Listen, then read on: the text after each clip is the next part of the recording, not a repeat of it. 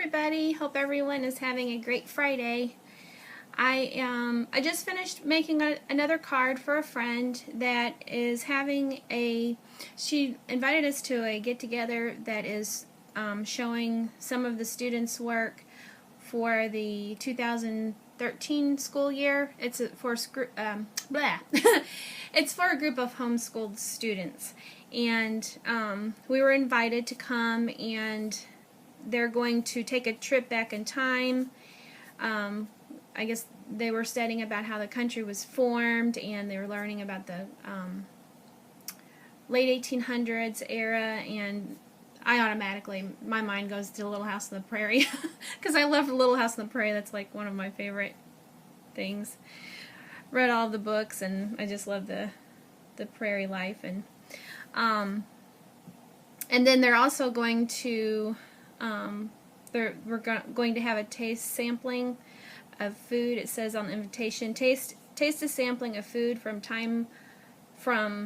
bygone years. Enjoy the meal with us prepared by these youth. So that sounds like fun. I'm looking forward to that.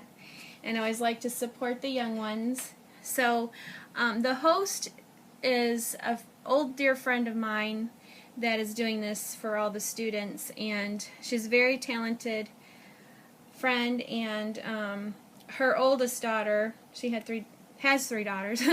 Her oldest daughter was one of my best friends growing up, and we were both very much into dancing. We loved to dance ballet and different things like that. So anyway, she does tap dancing herself, and she's very good with playing the piano, so she offers music lessons for the students. They all get to learn piano, and she also takes time out and she teaches them art, and she's very talented with art, and she's teaching them cooking, and very sweet of her to offer her time like that for the students. And so I just wanted to make her a thank you card for the time that she took out for all these children, all the kids and her students, along with everyone else. She does a lot of really nice, kind things for other people as well. And she also encourages the students to think of others, and whenever there's someone that is sick in the congregation, they get together and they'll make cards and try to do different things to think of others. So anyway, I was trying to think of something. I used this stamp that you see. I didn't want it, you know me, I'm the typical glitter and bling type person, and it's really hard for me to think outside the box at times, because I love that. But I do like this very simple things too. Like I said, I love Little House on the Prairie, and I love nature and wildlife, and so I have a little flip side of me, you know, when it comes to that. I like a lot of different things, really, truth be told. But so this card that I made, what I did was I stamped this is the card, and what I did was I stamped this image out onto watercolor paper, and I wanted it to look, I didn't want it to look modern day, like a modern day type card. I wanted it to look like old paper from a book. So after I colored the image with, I stamped this on watercolor paper with my Memento ink, but then I actually colored the image in using a combination of Tim Holtz Distress markers and my Distress ink pads, because I didn't have all the colors in the markers, so I just kind of used both. What I did was I took my this stamping block. I never use it for a stamping block because I always use my Fisker stamp press for my stamps, so this is really I strictly pretty much use this for my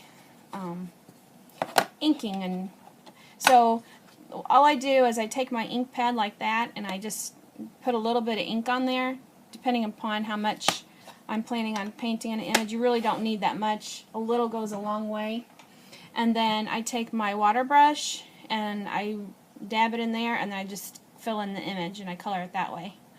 So typically, a lot of times I don't use the watercolor paper. As you can see, it leaves a little bit of ridges but I didn't mind it for this project as much since I wanted it to look old.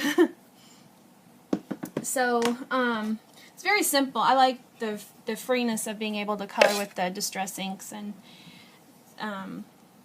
so the paper that I used, I purchased this recently at Michael's. It was one of the hot buys for $5, and I really like this collection a lot, and I thought that it looked kind of prairie style.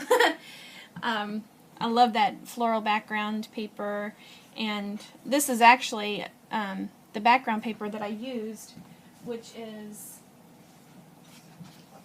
this. I inked all the edges with the Tim Holtz Distress ink pad in the vintage photo, and because it has that age look, this paper really blends into the background really good. And I inked all the papers. So this was, I love that paper. Isn't that really pretty? I love that. And then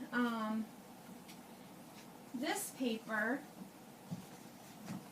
I used behind the image that I colored, and that comes from the DCWV Timeless Type Stack. So I just thought that would kind of complement the card. So I put that behind the image, just a hint of it. And let's see. This is supposed to look like old vintage lace, and the seam binding, and this is a piece of burlap, and then this banner here I used from my new die cut that I picked up at Hobby Lobby, cut and emboss banner. So I got to use that there, and then I used a Martha Stewart punch in the corner that has that eyelet lace look. And so then on the inside, I used, let me move that out of the way a little bit, I used a piece of this paper from that same paper collection that I showed you, that paper pack. I cut a piece out. This is that background paper that I used on the front of the card, and then this is just, you know, to look like an old doily that may have been on an old table, an old antique Victorian table or late 1800s, you know, something that one of the ladies crocheted. And so then I'll write a little message right there to her, and so I hope she likes it. I tried to keep it looking like back in the old times. I was trying to keep it from looking too modern, and I was really torn on that bottom banner. I don't know, I may even pop that off. I don't know, do you think that looks too modern for the card? Because I can pop that off. I put that on with my pop dots. I make these pop dots myself out of that Aleene's Tack It Over and Over glue, and I love it because I can it sticks really, really good. I mean, it has a really good hold, but at the same time, if I change my mind, I can loosen it and pop it off. So it's I'll use those pop dots a lot when I do a layout or when I'm making a card. If I'm wanting to hold something in place I'm not sure about, I'll just go ahead and use those dots, and I can always remove it later, because it's not, I mean, it's permanent, but yet it's not permanent. I can remove it, so I really like that. And I just put it on this, the paper that's, I don't know what you call it, but this was a piece of paper left over from my Xyron sticker maker. So it's non-stick thing, and I just keep making them, refilling, making more dots when I use them up. So anyway, I hope everyone has a great day and get to make something crafty. And leave a comment and let me know what you think. Everyone have a great day. Talk to you later. Bye. Yes, I'm back again. I ended up taking that banner off on the bottom, and I put it in here inside the card over the doily, and beside this is supposed to look like there's a quilt there because she wanted a quilt.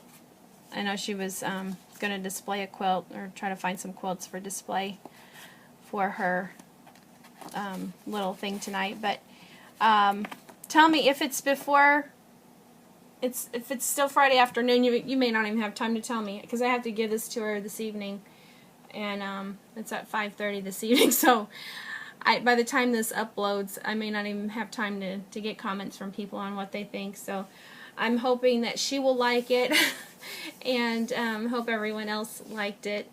And have a great day. Hope you get to make something fun this weekend. My plan today was to make a layout, and believe it or not, my pictures from Walmart did not come in yet. I'm not happy about that. I'm having the worst time trying to get pictures. It's been over 2 weeks now since I placed that order, and I sent them an email telling them that I did not get my order. So I'm hoping I will hear something from them, and I'm hoping, maybe they'll be in today. So take care. Talk to you later. Bye.